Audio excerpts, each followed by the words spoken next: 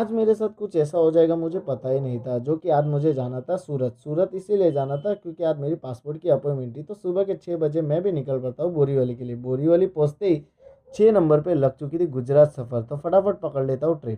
Train पकड़ के देखता हूँ कि गाइस आज भीड़ बहुत ही कम थी। रेगुलर डेज पे जितनी भीड़ होती है उतनी भीड़ तो आज नहीं थी।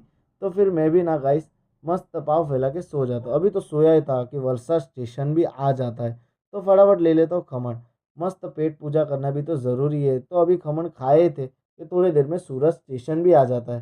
सूरत स्टेशन आते ही गाइस मैं पकड़ लेता हूँ रिक्शा। जो कि मुझे जाना था उधना दरवाज़ा, जहाँ आज मेरी पासपोर्ट की अपॉइंटमेंट थी।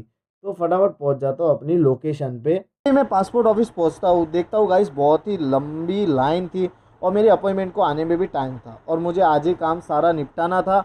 मेरे फ़ोन में चार्जिंग भी नहीं था और 4:30 की ट्रेन भी थी।